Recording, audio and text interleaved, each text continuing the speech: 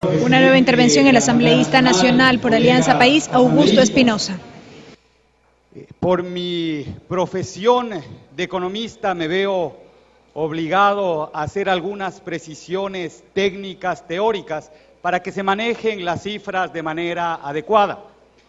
Por ejemplo, cuando hablamos de pobreza por ingreso y cuando hablamos de equidad, cuando hablamos, por ejemplo, del coeficiente de Gini, tenemos que aceptar por honestidad intelectual que esas variables cambian en función de la política macroeconómica y de la política redistributiva, no por acción de los distintos municipios.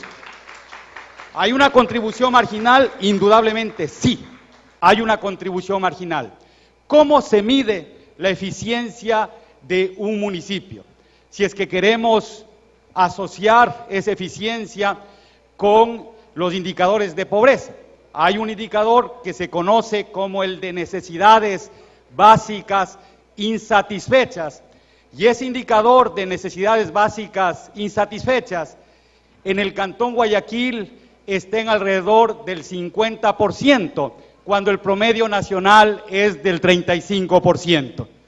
Y estas cifras se las tienen que mostrar ¿para qué?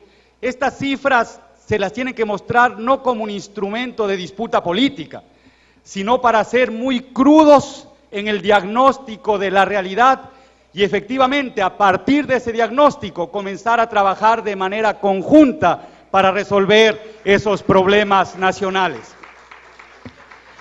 Antes de ser parte de la Revolución Ciudadana, yo venía con frecuencia a Guayaquil.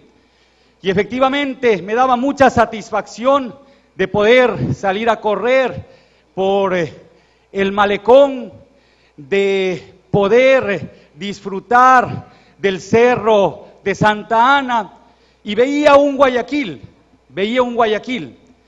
Cuando comencé a trabajar en la Revolución Ciudadana, conocí el otro Guayaquil, conocí el Guayaquil de la pobreza, de la marginalidad, conocí el Guayaquil que no estaba atendido. Y efectivamente, colegas asambleístas, todos tenemos en este momento que unirnos para resolver las necesidades que se ven aquí alrededor nuestro.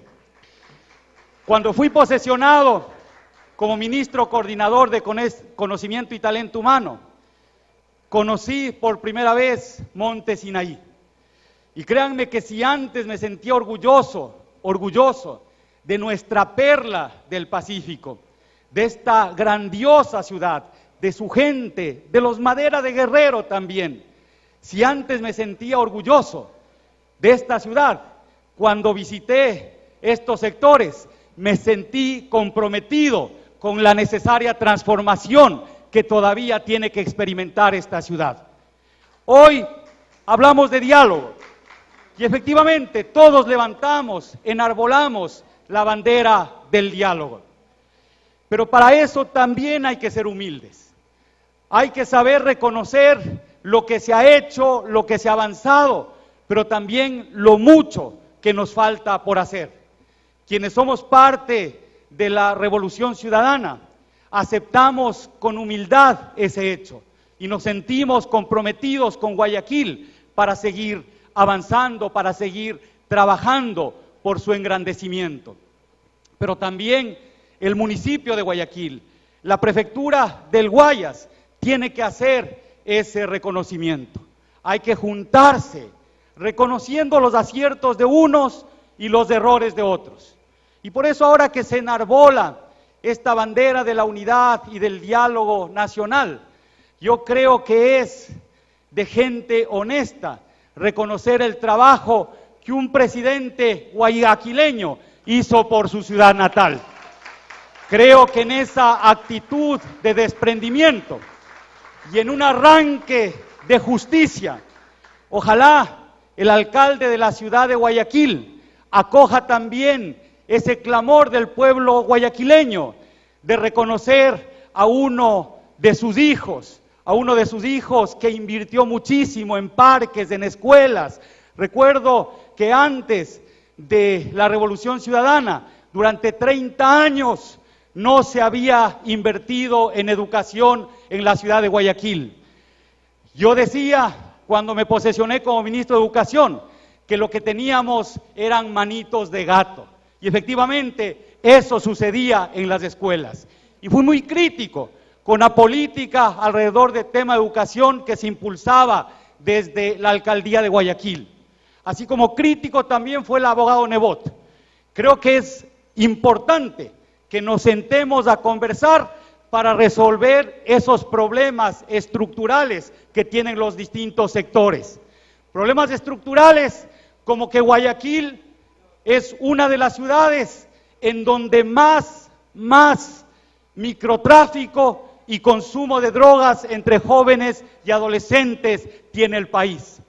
Y créanme, yo no quiero a un joven que viva acá en Monte Sinaí, que se ha encontrado con 1 gramo de marihuana. Yo no quiero que le metan a la cárcel y le condenemos para siempre a la marginalidad y a esos círculos de vicio, de corrupción, de delito.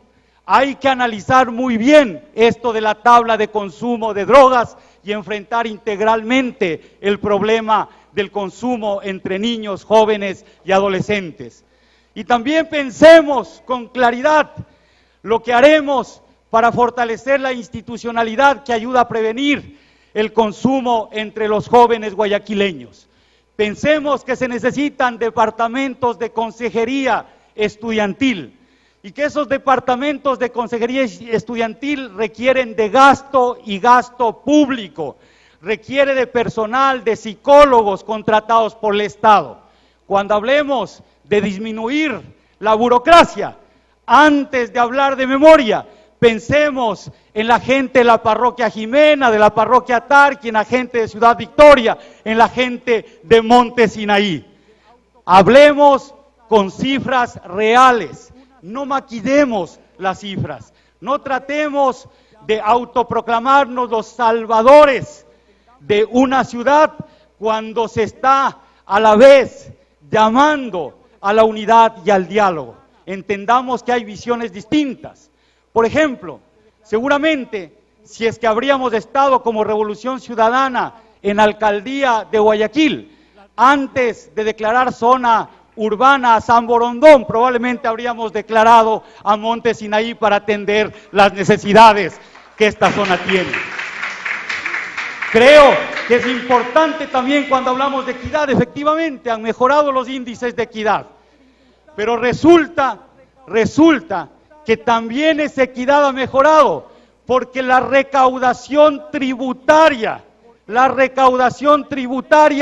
ha crecido exponencialmente en la ciudad de Guayaquil. Porque antes, guayaquileños en el 2006, que pagaban $5,000 en impuesto a la renta, hoy pagan $5 millones en impuesto a la renta. Y con eso se puede dar más bonos de desarrollo humano, con eso se puede hacer escuela y mejoran los índices de equidad. Es hora de que hablemos con crudeza, con frontalidad. No nos engañemos. Si queremos el progreso de nuestras ciudades, debemos arrimar todos el hombro. Perdón, no es San Borondón, es Chongón. Me hace una aclaración mi compañera Marcela Aguinaga. Pero el fondo es el mismo, exactamente. Un minuto, señor asambleísta. Quiero invitar a los compañeros asambleístas, quiero invitar a todos, a que efectivamente dejemos de lado las diferencias y nos concentremos más en lo que nos une. Y creo que aquí sí estamos unidos, definitivamente, unidos por la idea de erradicar la pobreza y la pobreza extrema. Y sepamos que cada uno tiene que jugar un rol trascendente, tiene que jugar un rol en función de sus competencias y aquí dejar de lado cada una de las vanidades, que seamos generosos con los rivales que solo son políticos, porque aquí entiendo que no existen rivalidades personales. Avancemos todos juntos, transformemos nuestra patria, juntémonos efectivamente en un diálogo que entienda que existen diferencias y que esas diferencias a lo mejor no las podamos saldar. Existen diferencias, por ejemplo, cuando tratemos la ley de plusvalía. Probablemente sí existirán diferencias, porque nosotros no creemos que se debe especular con la tierra. Y quizá nos una a todos el que hay que fomentar la industria de la construcción. Acá un compañero nuestro decía que le gustaba mucho el parque que inauguramos hace poco en la ciudad de Guayaquil. A mí también me gusta mucho la perimetral y también me acuerdo del debe de la perimetral. Todavía en el Ecuador hay cosas que están frescas en la memoria. Entonces, caminemos, avancemos, combatamos todos juntos la corrupción y sigamos transformando nuestra patria. Muchas gracias.